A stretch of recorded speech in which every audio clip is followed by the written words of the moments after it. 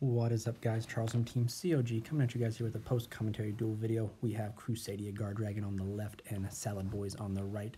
You have me, Charles, piloting the Crusadia Guardragon and Little Nick piloting the Salad Boys.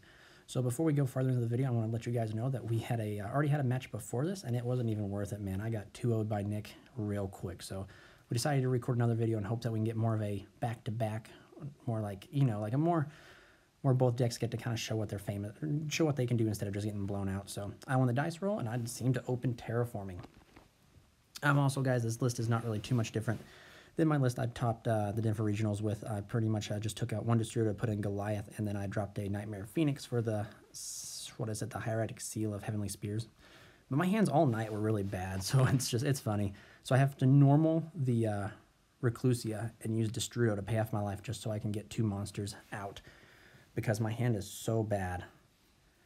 I want to go into Destrudo, or like if I go into a Guardragon here and get the search off of Magius, I'm locked into a dragon, so it was just very difficult. So I opt to just go ahead and link to kind of skip the Magius search. So I kind of have to skip around, and it's Nick actually does not open any hand traps, I think, and it's just definitely kind of different because of normally open hand traps. Like prior to this game, he had like open like 3 and 4 hand traps altogether. And this deck can play through hand traps. It just depends what the hand traps are. But I have to make such a wanky board, so I end up using a Lippy to try and summon the Red Eyes Darkness Metal. But since I don't have access to Draco, I don't think that's the proper play. But however, thinking about it, well, now actually I'm going to use Waterfront to search the Sea Turtle. But then I'll use Lippy, and like looking back at it, I should have gone for the Red Eyes Darkness Metal.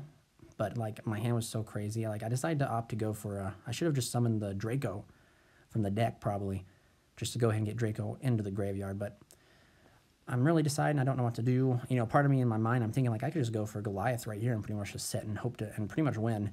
But as you guys see, I kind of decided to go for Destrudo, and I kind of realized like, dang, I've already used Destrudo this turn, so it's kind of a waste. But it all works out in the end. So then I make the Saryuja, making sure to make the white dragon chain link. Oh no, I don't. Bad misplay on my part. The white dragon should be chain link 2 and Saryuja chain link 1, just so I don't get ashed. But as you guys will see, this will kind of be where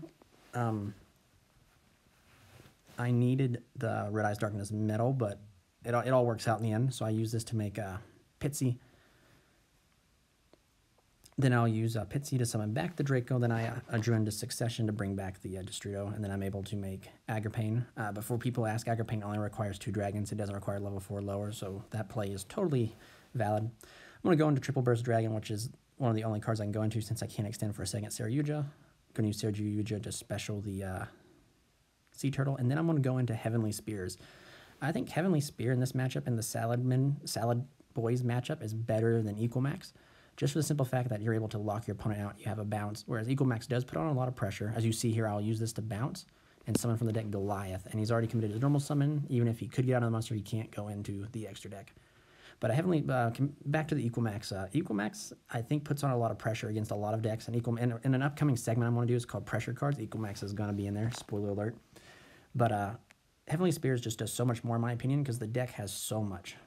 So he's going to activate Sanctum. I'm going to negate with the Sea Turtle.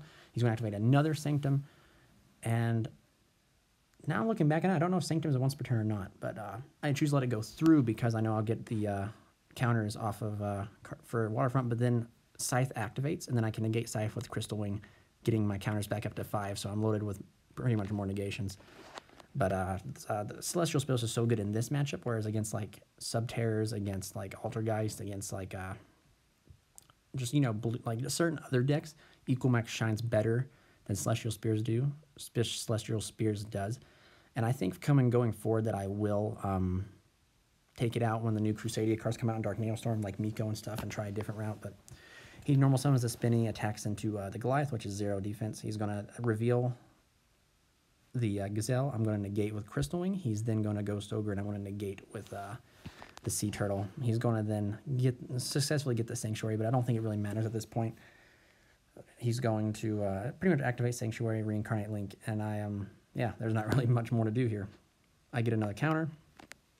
He's just going to set one past turn. So I draw into Arborea, and I mess up here. I mess up pretty bad. I already commit to link summoning, so I link summon into Magius for, you know, not paying attention to the zones, not paying attention to anything. So the Magius essentially is wasted here, but I guess, you know, it was kind of a misplay on my part. Wasn't really thinking, but that's all right. So I'm going to use the Saryuji to attack, and then he's going to banish the Banelings to protect, and then I'm going to use just the Magius to attack, and then that'll be it for game 1.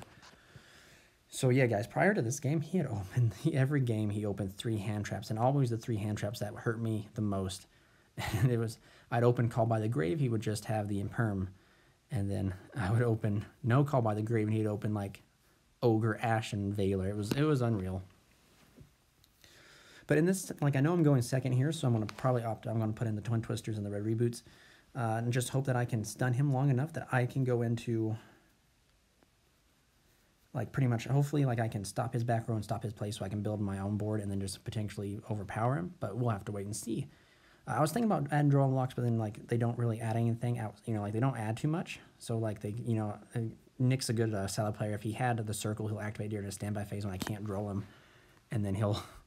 And then after that, they only add like one other time, so it's not draw, I don't think is worth it. But he's going to start by normaling the Foxy, going into Balinks. And personally, guys, I think if decks that have a powerful Link 1, it's really good.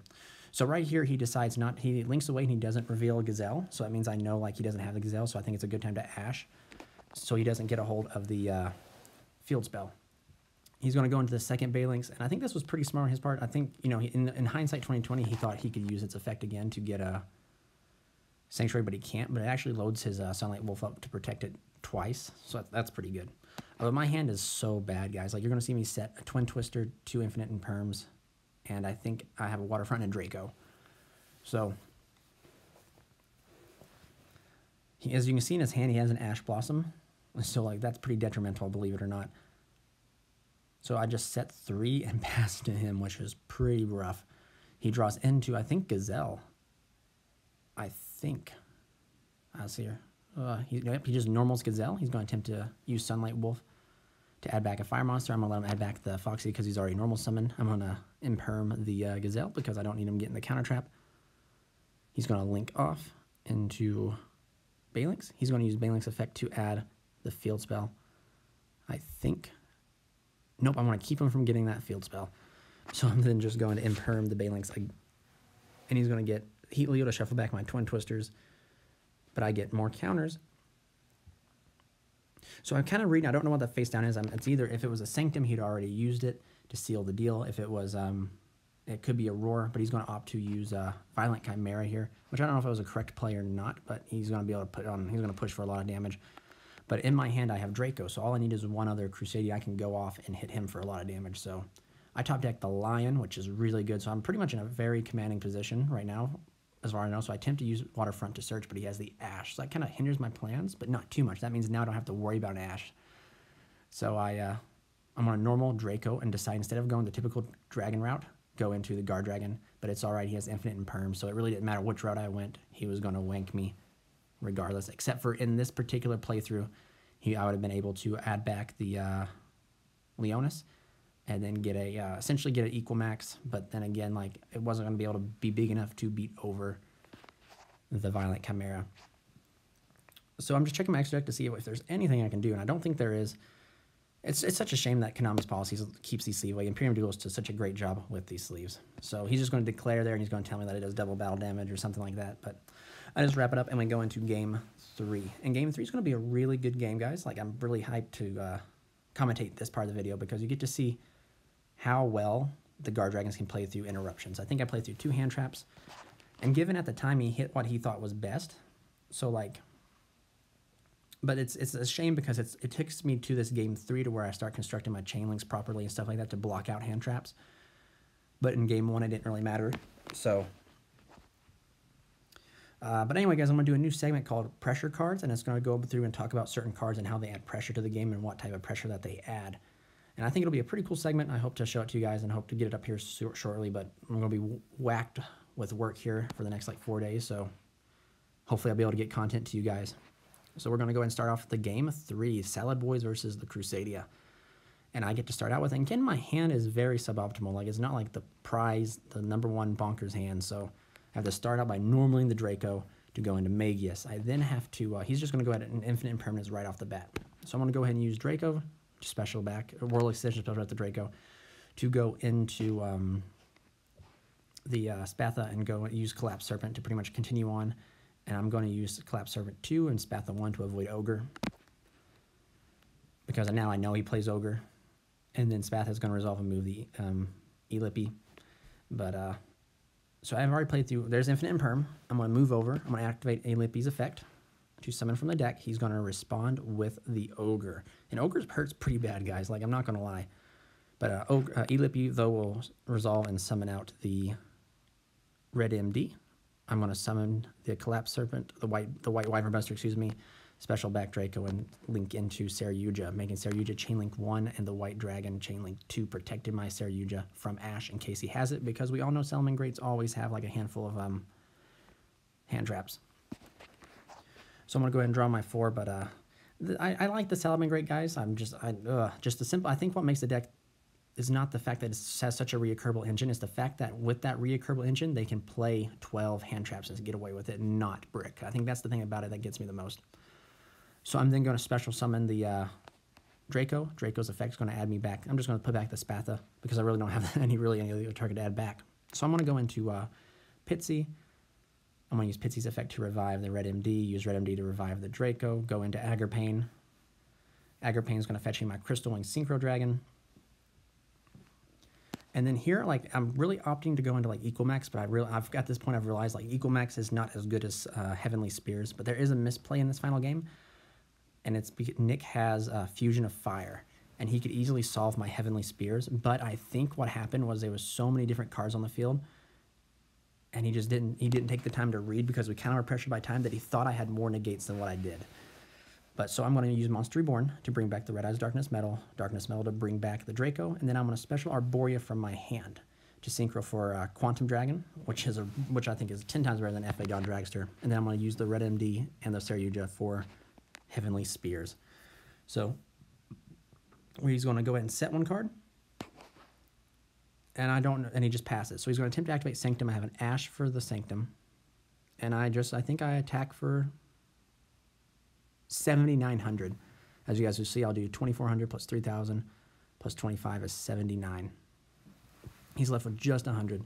So pretty much, and it's so scary because like if he has the right cards in his hand, he can mount a comeback, and that's the most irritating thing. So he's going to use a Circle to search during the standby phase. He's going to grab himself, I think, Gazelle. So here's where he should have activated Fusion of Fire and got rid of my Celestial Spears. But like I said, again, I think he thought I had more negations than what I did.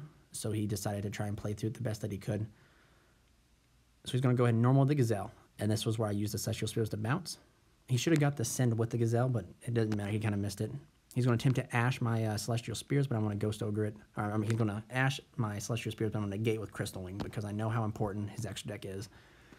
So Goliath touches down. So now this is a pretty interesting lock. He can't get over the Goliath without going through the Quantum Dragon, but he's going to do his best right here, guys. He does his best, and it's kind of slowly wrapping up here. I want you to do, I say extend the handshake, and he goes, no, beat me like a man. So I normal Arborea, and I'm just going to bounce the Gazelle with the Quantum Dragon so I can poke him with Arborea to pretty much do the 800 damage to win the game. But thank you guys for watching. This is Charles from Team COG signing out.